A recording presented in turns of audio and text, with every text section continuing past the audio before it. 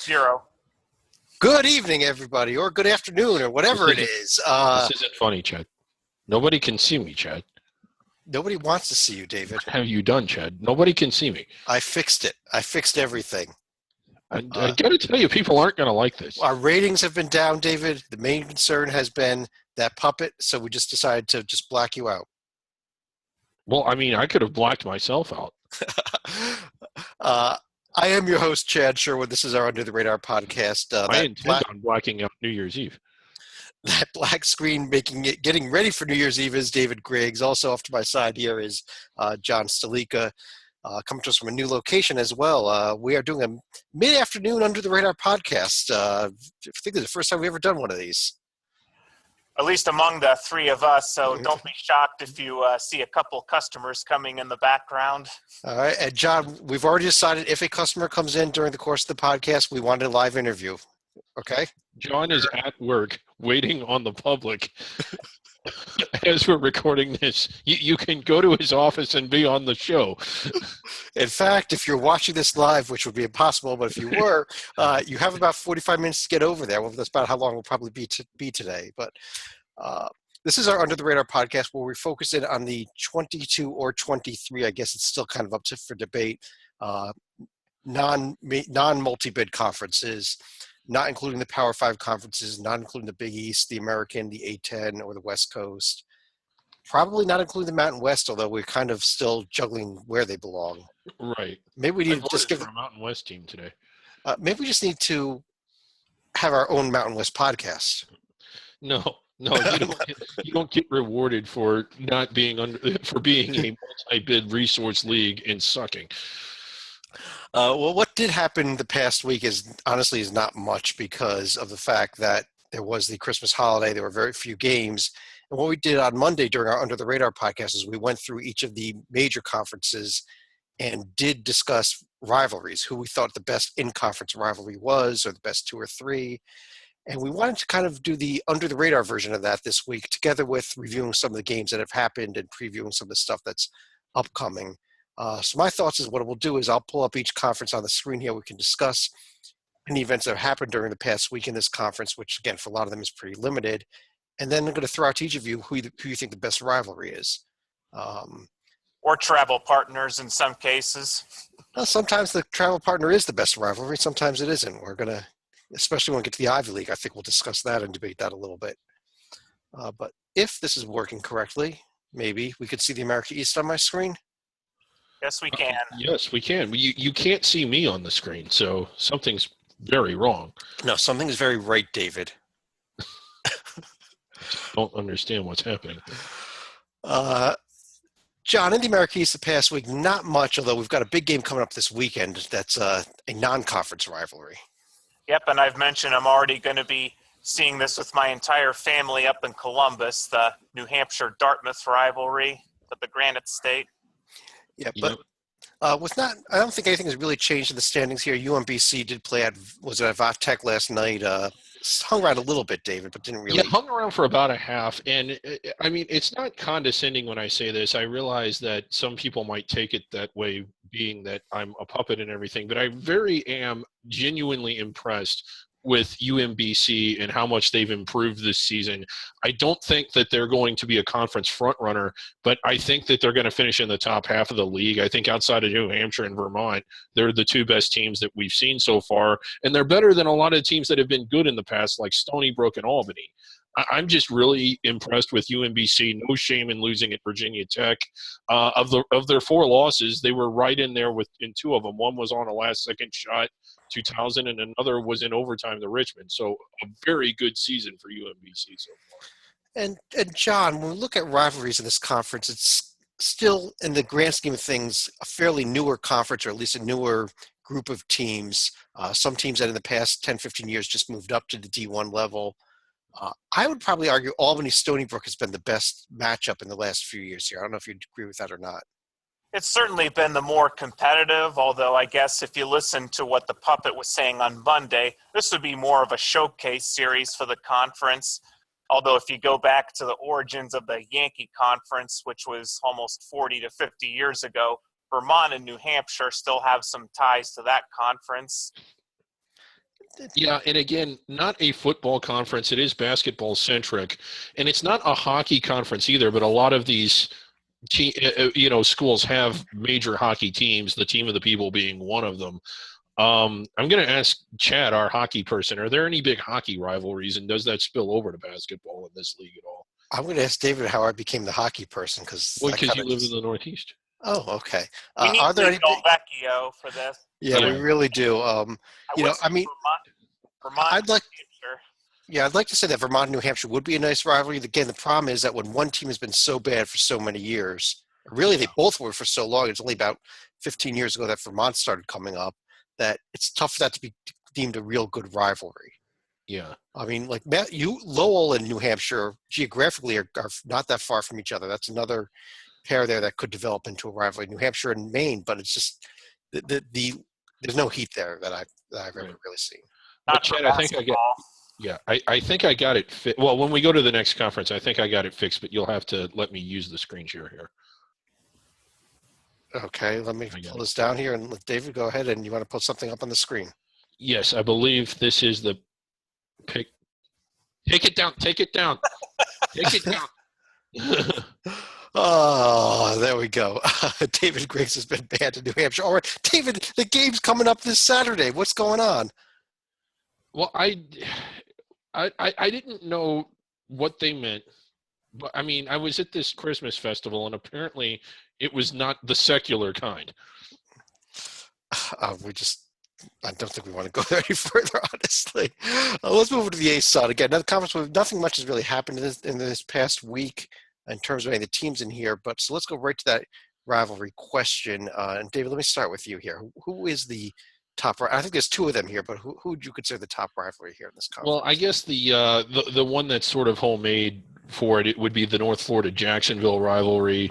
The signature rivalry of this conference for really, I don't want to say so long, but before it was hit by realignment was clearly Gulf Coast and Mercer, and apparently there's still some heat there, even though they no longer play. But the one that kind of jumps out at me is North Florida being a transitional or recent transitional program that's been one of the better teams in the conference, albeit not this year, and Jacksonville, who's been Division I, but seems to have been passed by their in-city neighbors. Yeah, and that really, I think, in my opinion, is the top rivalry. But John, do you see something else here? Because I know that having watched some of their broadcasts, at least, they state that Gulf Coast and Stetson is a big time rivalry in this conference.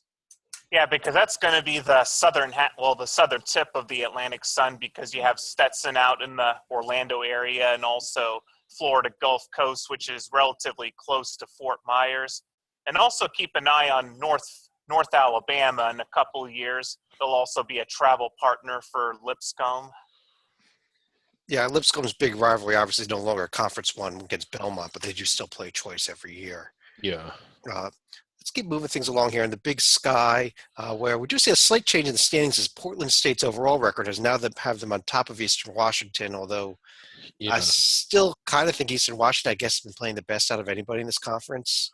Oh, I think so for sure. And look at how tight things are. I mean, we had to go down to the 6th or 7th tiebreaker this week for the conference standings. Everybody neck and neck, and just been great excitement so far. But this actually is a conference that does have some good rivalries. These are teams that have been in each of the conferences with each other for quite a while now.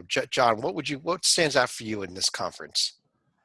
If they were any better, I would say Montana State would be a nice rivalry with Montana, but you also have Idaho and Idaho State, who go back quite a ways with each other. But also keep an eye on Southern Utah and Weber State as part of the State of Utah series. State of Utah series. David, Weber State and Montana, though, have been kind of the class of this conference for a few years now, and that's where I kind of was looking at when I was looking at this league. Yeah, Weber State and Montana is probably the biggest showcase, that's for sure. I mean, traditionally, albeit maybe not this year, those have been the two best teams. The most heat, even though Montana has completely outperformed Montana State, probably both in football and basketball, I think it's still that one. is Montana State, Montana. But Weber State, Montana are probably the two most relevant teams. And that's when you're watching the Big Sky, and when they used to do it right for home court advantage, that was always a game you watched because it was going to determine, in most cases, who got to host it, and in all likelihood, who would have the best chance of winning it.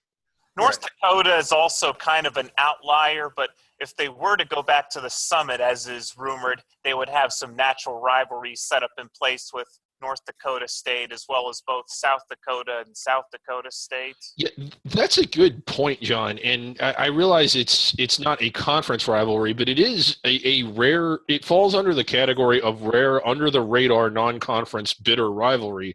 That North Dakota State North Dakota rivalry, they've been playing each other since the 1890s in football, but they go way back in basketball as well. I think they are over 300 games played against each other all time in basketball, which at 2 per year will be 150. So there's been years where it was even more than 2 per year. So right, and they haven't always been Division One. So I mean, for an under the radar rivalry, that's one of the best, even though it's not a conference rivalry.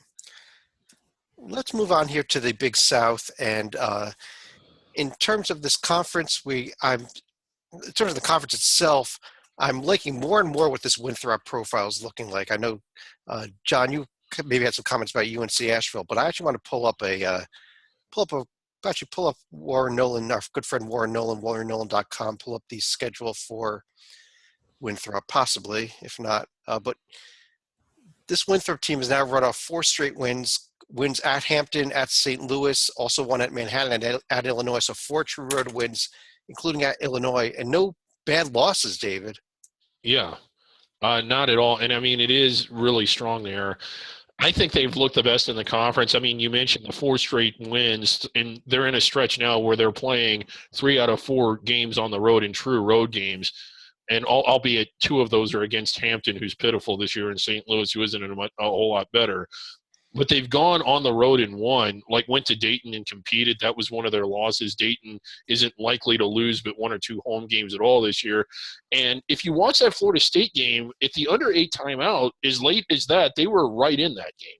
So looking pretty much the best out of anyone in this conference. I think, and at large is out of the picture now, but they could certainly land themselves on the 13 and 14 line, which is a manageable round of 64 game.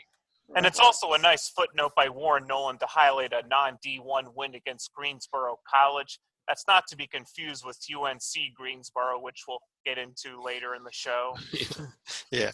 In terms of rivalries, John, let me start with you here. What do you feel is the best rivalry here? This is another conference that's undergone a lot of transition in recent years during realignment. So is there a great rivalry left here?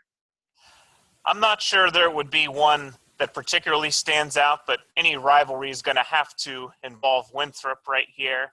But I would say Winthrop and Asheville, again, more of a showcase than it is a rivalry here. Yeah, Winthrop and Radford is another pair that have been playing each other for a while, David. But do you have somebody that you would focus in on? I still think it's generally it fluctuates. There isn't any standard rivalry, but right now I think it's what John said. It's Winthrop and Asheville. But the thing about this league is that it's a bus league. Everybody's such in close proximity, so it's ripe for rivalry. I don't want to compare, like the MidAmerican Conference, who we'll get into later, certainly has one fantastic rivalry, but there's enough heat that's spread all over the conference that it actually feels like a real conference used to feel like. 10 teams, double round robin, and since they started doing it right again, a lot of meaning and excitement to the regular season all the way through. Right, because the conference tournament will be at the regular season champions' home court. Over in the Big West, whole conference. Let's start by holding our nose when we even look at this conference, because it is so pathetically bad so far this year. Against D1, the best team is 5-7 UC Davis. That is just pathetic. So I guess you're not impressed by Santa Barbara's win over Bakersfield the other day? They finally got a win, yeah. And they also played well against someone else before that, the game that they lost. Just slips my mind at the moment. But, David, what is the best rivalry here? Santa Barbara, Long Beach has been fun to watch. UC Davis against anybody, as they've just recently kind of emerged as a program, albeit the whole conference seems to be unemerging this year. But going back to the days of the Big West, I mean, there has been a lot of intensity all throughout. I mean, a lot of the schools are California based, all of them really, except Hawaii. But I don't know. I still kind of look at Long Beach and Santa Barbara as being one of the bigger ones. Well, there's another factor in play in the Big West Conference in that you really have two different set of school systems in place. Yeah. UC system, which is superior academically to the Cal State schools, which would also include Long Beach. Yeah. Because you have the Berkeley. It's the same system Berkeley's under, which is the UC system, and then Cal State, which is and also UCLA. Yeah. Let's keep going on here to the Colonial, where obviously we have UNC Wilmington. David, we were highlighting this game against Clemson last night for a while now for them. They played good for about 10 minutes, and that was kind of it for them, I thought. It was kind of a disappointing showing. Not that Clemson is a team that they should beat, or that they you couldn't really call it a game where they shot themselves in the foot by not winning it, but it was a game that appeared to be winnable for them, that had they won it, you're kind of solidifying your NCAA profile. You pull it up here. I see you got it up on the screen. Oh, that's Charleston. I was bringing up Charleston, but I can bring up Wilmington as well. Give me half a second here. Yeah, I mean, it's a good profile. UNC Wilmington, it's still pretty good.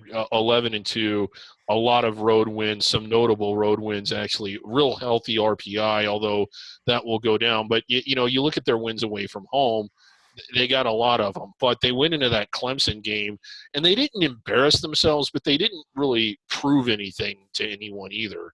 And they're kind of in a situation now.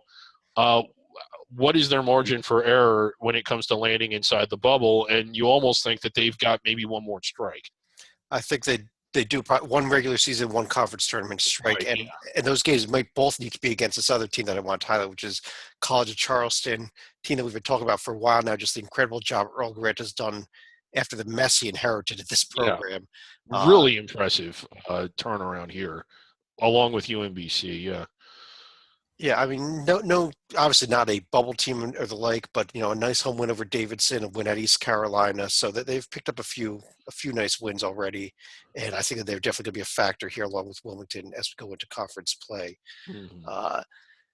But John, do you have a top rivalry here? I have one that I'm definitely looking at, but I want to run by you first. One of my favorite rivalries involves one of the teams here, and that's the battle for Long Island involving Hofstra and Stony Brook. All right. How about among teams that are within this conference? Do you have a favorite there? I guess if we're going in your neighborhood, I have to say Delaware and Drexel. And that's exactly one that I was thinking of. These two teams have kind of been both good and both bad at the same time. And even going back before they were both in the Colonial, when they were in the old, I think it was the old East Coast Conference, and then I think for a while they were in the North Atlantic before they moved over to the Colonial. They've always kind of moved together, and they've always been both good and both bad at the same time. And I think it's a real, maybe it doesn't have the heat because of how bad they've been recently, but I think it's a real good rivalry. And if Joby were here, I'm sure he would also highlight William and Mary and James Madison. Yeah, this conference used to, prior to realignment, have some really intense rivalries. In fact, that they weren't so much on the radar, but I think when people saw them on TV and saw the quality of play, they were kind of surprised. Like BCU Old Dominion came from this conference. George Mason used to be in this conference. That would get real heated with some of the Virginia schools. And Richmond as well. Yeah. And Richmond, we're talking 15, 20 years ago, that one was still big. VCU, ODU still play. Neither of them are in this conference, though, but it was a rivalry that was birthed in this conference. Right.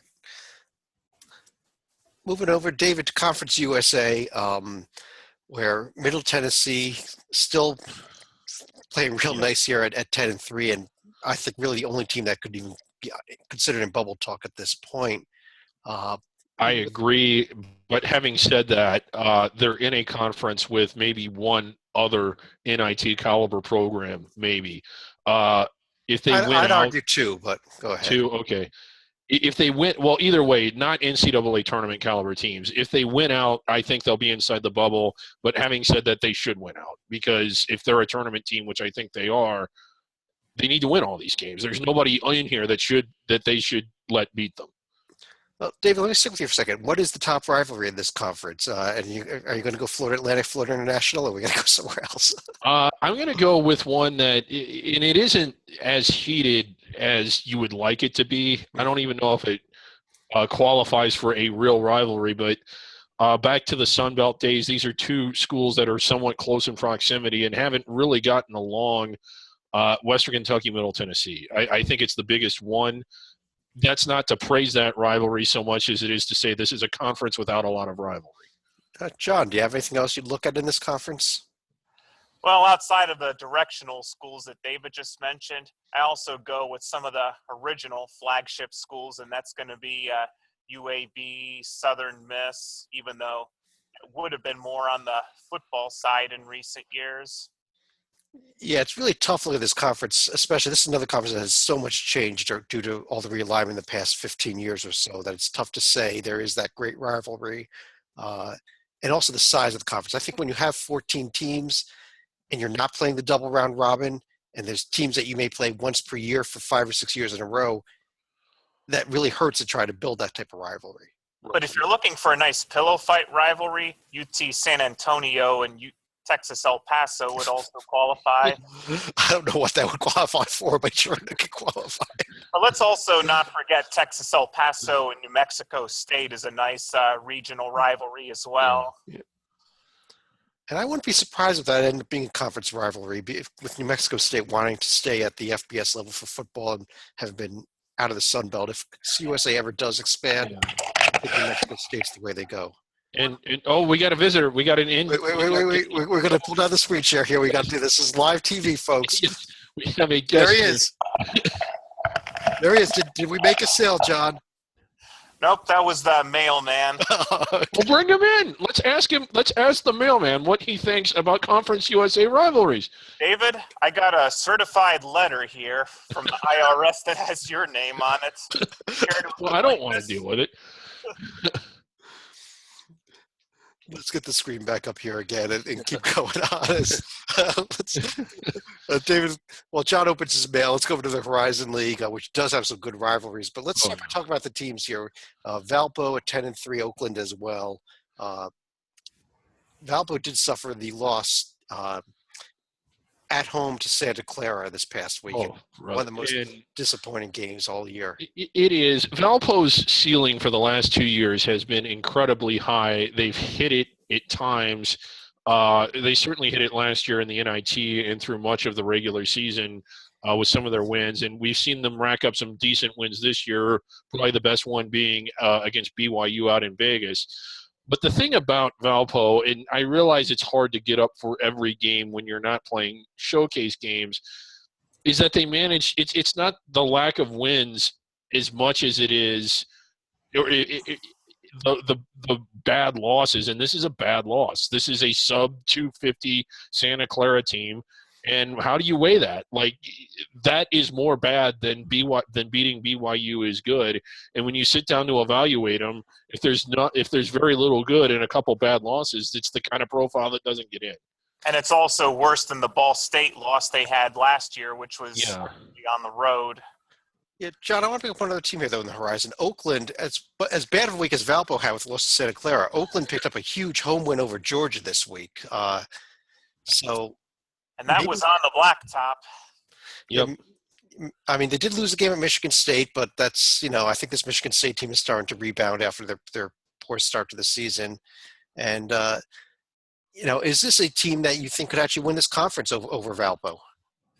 I think they're probably going to be closer to second place right here, although I would also watch out for possibly a Northern Kentucky to possibly contend for second or third place this year.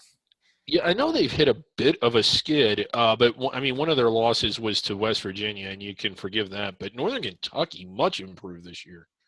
When we do talk rivalries, obviously the one that stands out mostly in this conference is Milwaukee and Green Bay up there in Wisconsin. But there's a few other good ones here, John, aren't there? Yep, I mean, this league is tailor-made for rivalries because you've got 5 different travel partners. Wright State and NKU also go back to their Division II days, although even then Wright State had also dominated. You got Cleveland State and Youngstown State as a pair, although another rivalry that isn't a travel pair would be Illinois, Chicago, and Milwaukee if you go back to the days of Bruce Pearl and Jimmy Collins. Yeah, refusing to shake hands.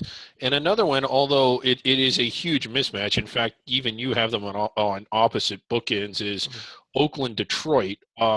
When the conference first decided to go out from 9 to 10, because for years it was just 9. They wanted to add Oakland. Most of the rest of the league did. Allegedly, Detroit did not want to, so they went with Valpo, which was a pretty good selection. But it was just the venom of not playing and not wanting them in the conference. And when it came time to expand again, I think Detroit was real reluctant to accept Oakland. So now that they not only play every year, but play is conference rivalries, that one's one of the more storied. Unfortunately, it is such a huge mismatch that it is virtually uninteresting. At least this year. Yeah. Talk about a conference with rivalries. This is every conference, the only conference that has not had any realignment in the past 3 lifetimes, I think. Yeah. It's 8 teams in the Ivy League here that play each other twice a year, every year since time began. And before the country began. Probably, Penn Princeton is the one that stands out for everybody. But John, I think you want to argue a Harvard Yale here as well. I'm talking about Harvard and Yale as far as recent memory goes, because Harvard had been the dominant team really for the past decade, although Yale had been knocking on their doorstep, and thanks to a bunch of injuries to Harvard last year, they finally were able to claim the Ivy League crown without needing a one-game playoff to do it. David, I think Harvard and Princeton has had a little bit of heat in recent years as well. Yeah, they all have, and it's just they've been together for so long, and this whole conference is full of rivalry. You got Harvard and Yale, which are the two oldest institutions in the league. They both predate the Union, I think. You got Princeton and Penn, and all the years where they were kind of battling it out for the one bid. Yale and Princeton's gotten heated lately.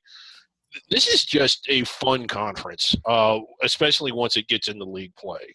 Yeah, you can just watch a game. You can turn on a Brown-Dartmouth game, and even if they're not that good, it's going to be a fun game to watch. And that's just the way it is with the Ivy League. But it's also fun watching a Harvard-Yale game and watching the fans spell out "we suck" because of that was from the other side. Great moments in not just Ivy League fandom, but all fandom. What is this was at a football game. I think, was it Harvard students that dressed up as Yale fans and passed out a bunch of cards saying that it would say "Go Yale" or something, and they held it all up and it said "We stuck," and it actually stopped the game, because nobody knew what was going on. The players, it was great prank. That is great. I had not heard that story. We're gonna try to find some video for that at some point. Oh, it's out there. Yeah, you have to just Harvard, Yale, we suck. Google that or search for it on YouTube. It's a scream. Metro Atlantic, David, Monmouth went to North Carolina. We didn't expect them to win yesterday, and they did not win, obviously. Right. But we still are very high on this team. I am. And high on seeing some of their conference matchups this season, too. Yeah, and last year, again, it was, I think Monmouth had the good wins that they needed. In fact, they should have been selected. But if there's a reason not to take them, it was the bad losses. I think they were very, very close, and had they won just one more game against anybody or avoided one more loss, I think Monmouth would have been in last year. But this year they look a little bit more consistent. I know they didn't win last night, but they've looked better most of the time, and they're winning the kinds of games that they're supposed to win, in addition to pulling off some big upsets. Like, I still can't get over that loss to South Carolina. I think that would have been a profile-changing, season-changing type of win, but I still think they can get there if they run away from this league, which I think they will. And in terms of rivalries in this league, I mean, Manhattan and Iona, I think, is the biggest one historically. Yes. But we had couple of great games last year between Monmouth and Iona, and I think that has a chance to become just as powerful of a rivalry. Well, maybe not just as powerful, but maybe second best rivalry at this point. Yeah, and to a point you made on the other show, Chad, you say that it takes an incident or like something to kind of serve as the genesis. Well, the Twitter wars between Tim Cluse and the Monmouth bench certainly served as a catalyst for it. And then on top of that, like, and you don't like to see this, you had like the incident after the game. I believe it was Iona where, an Iona player punched a Monmouth player. And then on top of that, the 3 times they played last year, they were all amazing games. So, I mean, when you have 3 amazing high stakes intense games fueled by some of the extracurriculars, I definitely think you're right. And I think it actually felt more heated last year. And now, not to say that it's bigger than the Manhattan and Iona games. I think if you look at it from a historical standpoint, Iona and Siena, I believe, have the most titles as far as Metro Atlantic goes. But also, let's remember Canisius and Niagara. If you're talking about original Big 3 programs in the Buffalo area, but now the Big 4 because of Buffalo transitioning up in recent years.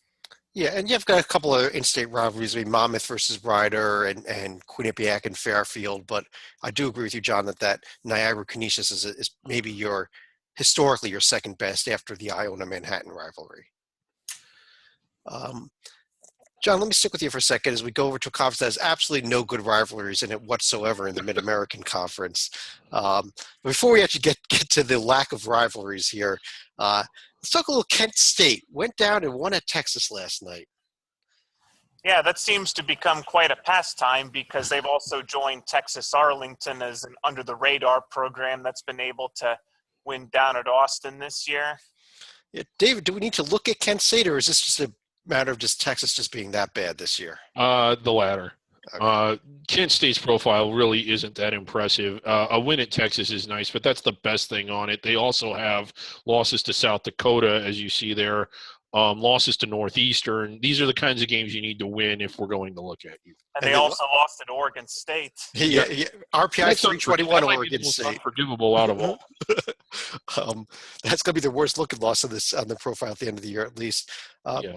But in terms of rivalries, do you want to just list every possible matchup between any 2 teams in this conference, or what? Well, I think we're in agreement as to the biggest one, aren't we? Kent State Akron. I mean, that's been the biggest, the most heated over the years. But I mean, they're all of them. You got Miami and Ohio. You got Bowling Green and Toledo. I mean, you've got basically, as you said, Western Central, Eastern Central. It's just full of them.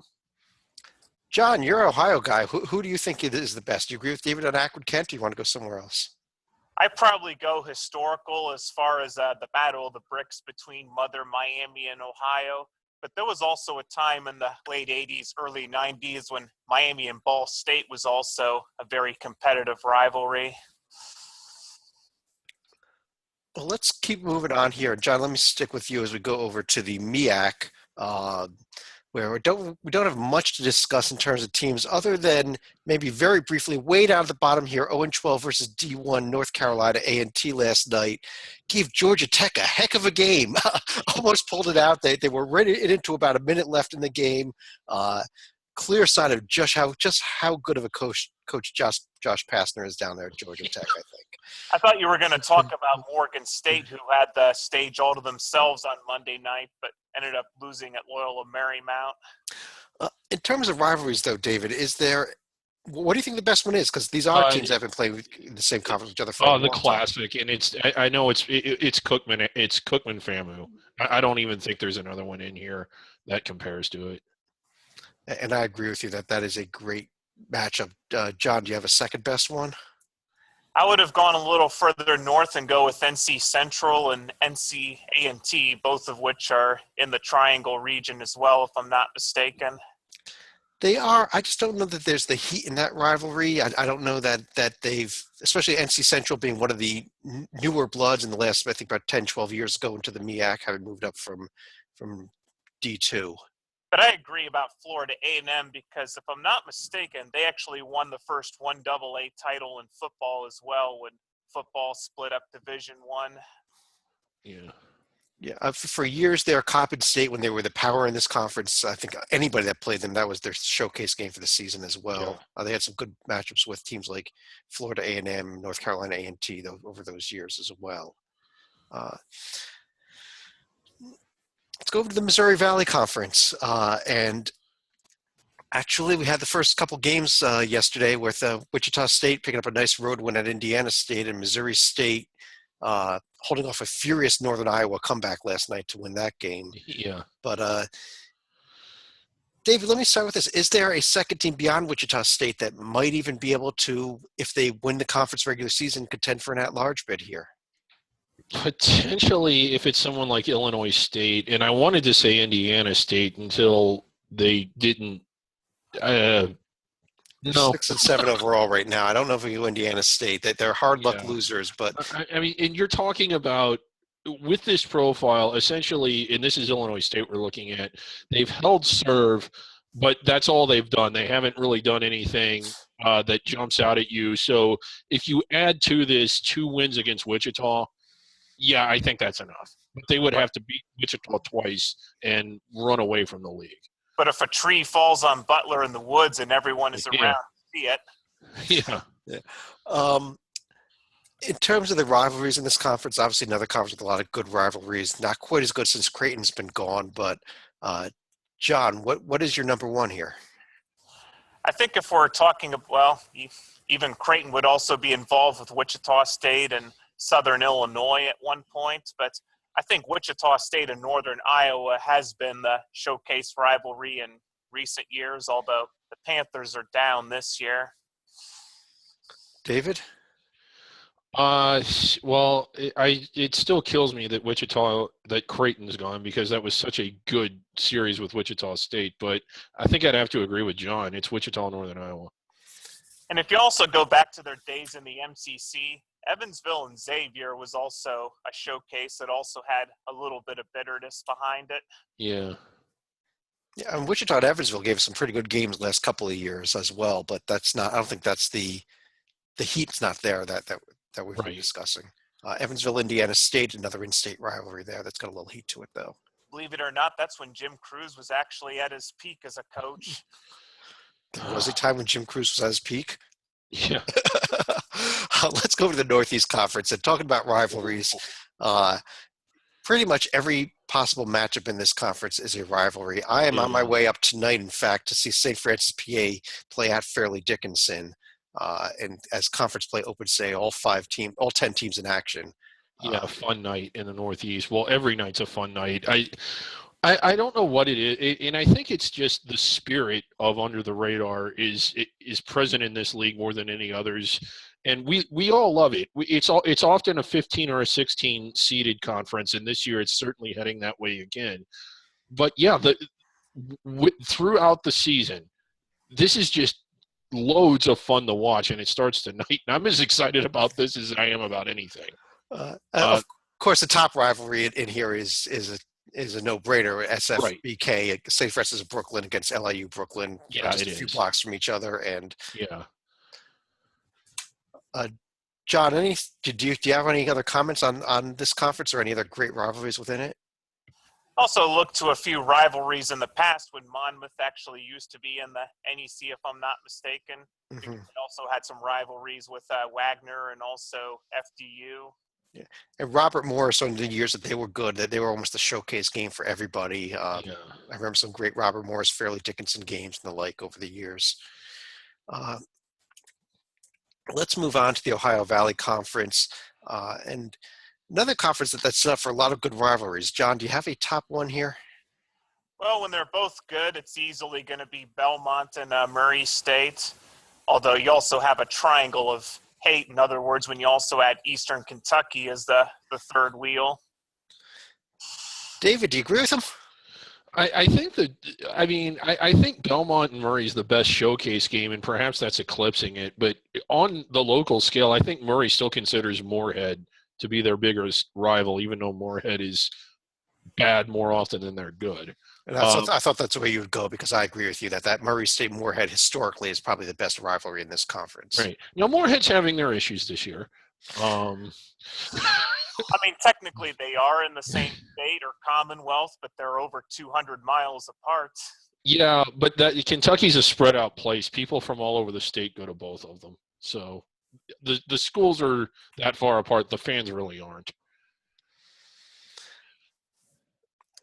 Let's move on over the Patriot League, another conference that, although the conference is probably only 20 years old, maybe 25 years old, uh, these teams have all been playing against each other for a lot longer than that. Yeah. And some unbelievable rivalries here. I mean, Army-Navy stands out, of course. Yeah. You also have Lehigh and Lafayette, who have been playing 17 miles apart. Yeah, 17 miles apart. Great rivalry. David, beyond those two, is there another one? Bucknell Holy Cross for a minute, and I still think that those two don't like each other much at all. But for several years, that was probably what you would consider the biggest rivalry. And John, some teams that are local to each other, Loyola, Navy, not that far apart, Holy Cross and BU. I don't know if there's as much heat there, though. Even American and Navy, another pair. No, I think American, when they joined, had a little bit of a rivalry with Navy and also Holy Cross, who was at the top of the Patriot at that time. But Lehigh and Lafayette, actually the oldest rival as far as any level of Division I football goes. Yeah. Let's keep going here on to the Southern Conference, where in terms of the teams, actually UNC Greensboro, if you're doing a bracket today, they've got to be in it because they are the conference champions, right? Yes, and that's how we always do it. But John, you want to actually make a case about, before we get to these teams, about UNC Greensboro's profile here, and that you like them maybe as much as Chattanooga and East Tennessee State. Well, as much as Chattanooga, yes, but East Tennessee State, I thought, lost a little bit of ground when they lost at home to Tennessee, but they were also pretty competitive against Wake Forest, and even though the score won't show it, they were briefly competitive with Virginia, but ultimately lost that one going away. But also winning against North Dakota State was one win that put them on my radar. Same with the win against Asheville on the road. David, you buying UNC Greensboro at this point? I still don't like them as much as East Tennessee State or Chattanooga, but they're definitely worth paying attention to. Yeah. Okay. And in terms of rivalries here, David, I know you're a huge fan of UNC Greensboro versus VMI, but is there something else beyond that? I'm going to surprise you because these are two of they're the two bottom. I think it's VMI Citadel. I was actually going to agree with you, so go ahead. And I think it transcends. I mean, they hate each other so much that they're both so bad that it doesn't matter that they're both typically terrible. I mean, they just do not like each other. And they're also unique in that these are two military academies where you don't get a free ride like you would at Army and Navy, along with a 5-year service commitment afterwards. Yeah, and it's the student body. It's not that they hate the basketball team. It's not that the Citadel hates the VMI's basketball team. It's that they hate the entire institution. So it's wonderful, those two. The rivalry here that maybe doesn't have the heat to it that maybe I think it should is this Chattanooga East Tennessee State. In-state rivals, not only maybe about 3 to 4 hours apart, and going to be the best two teams this year, despite what John says.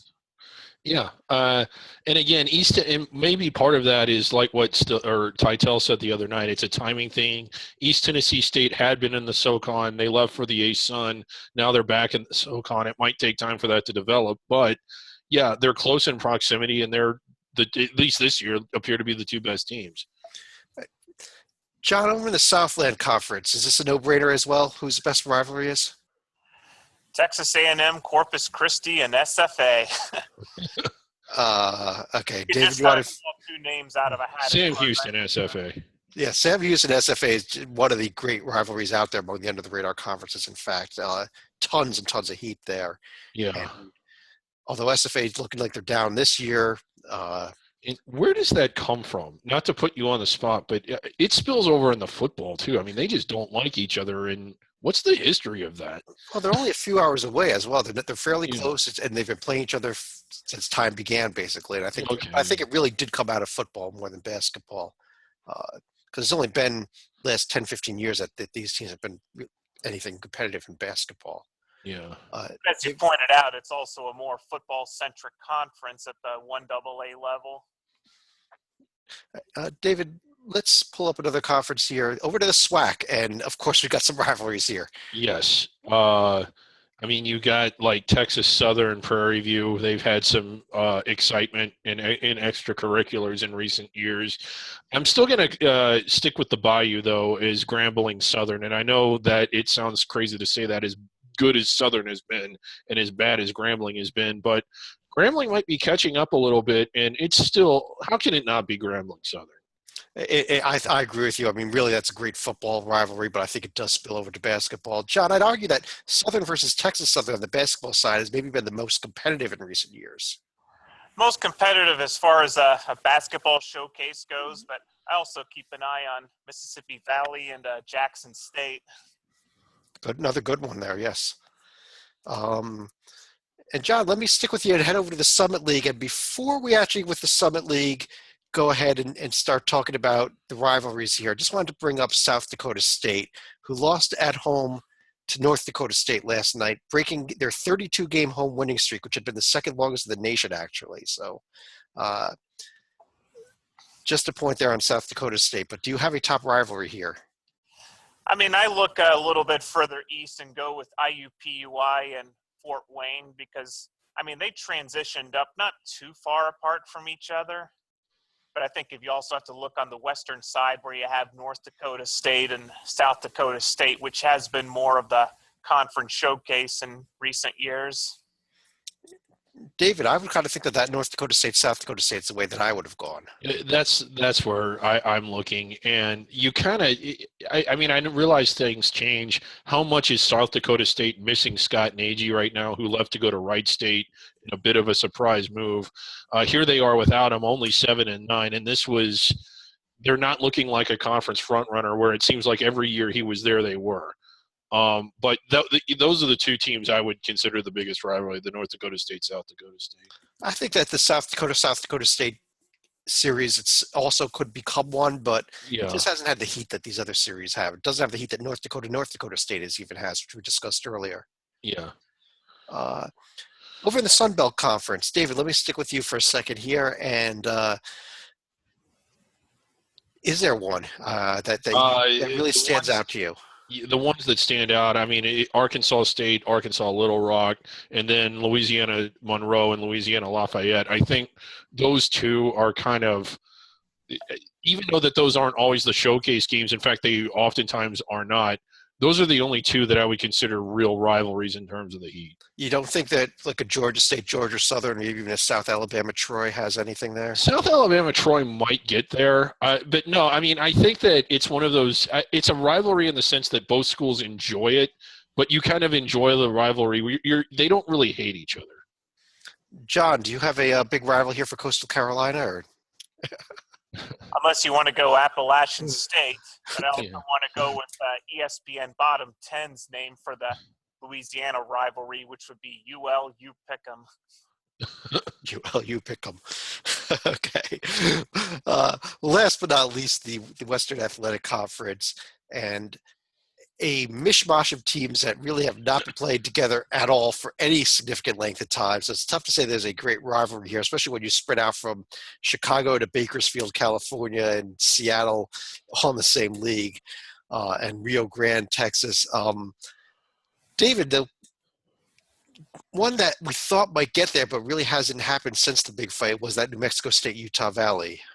Right. It hasn't gotten there. And if anything, I think in terms of showcase, it's almost Grand Canyon, New Mexico State now. But is that a rivalry yet, or is it just a showcase game because they're two of the better teams in the conference?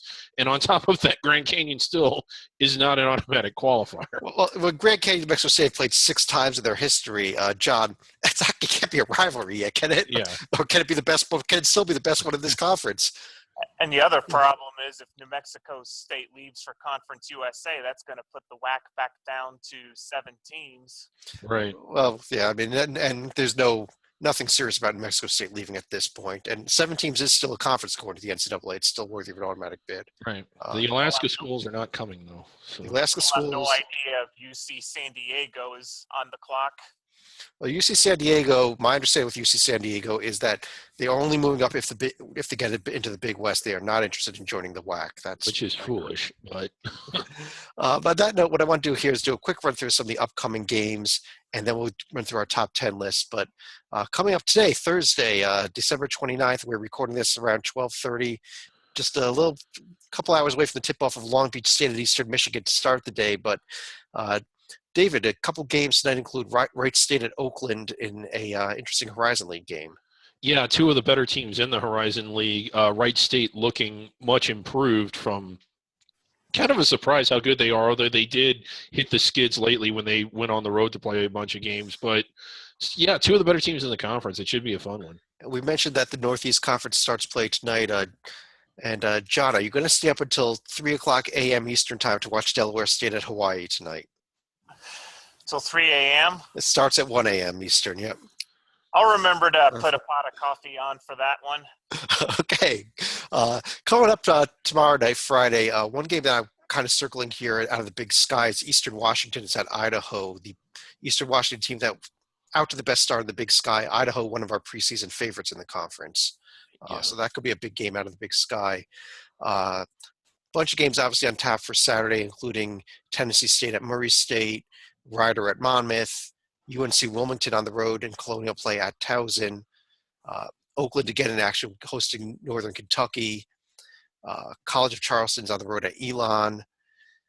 Louisiana Lafayette at Arkansas State. But, of course, the big one, David, New Hampshire at Dartmouth. Yeah, New Hampshire at Dartmouth. And this is one state holiday. All offices closed.